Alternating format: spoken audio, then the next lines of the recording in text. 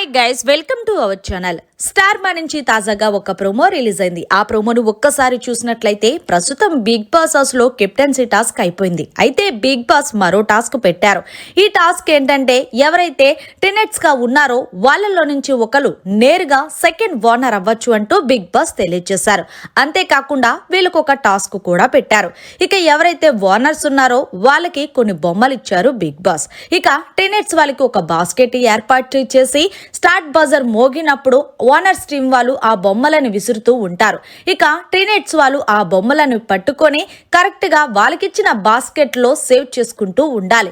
ఇక end buzzer తర్వాత బొమ్మలు విసరడం మానేస్తారు.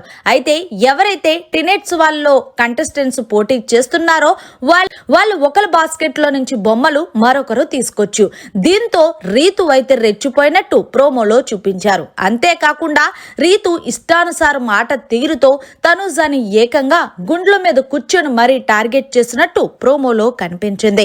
అయినా సరే తనుజ ఎక్కడ గివ్ అప్ ఇవ్వకుండా తన ఆట తీరుతో ప్రేక్షకులను మైమర్పించే విధంగా నిజంగా నెక్స్ట్ లెవెల్ ఆడిందనే చెప్పాలి.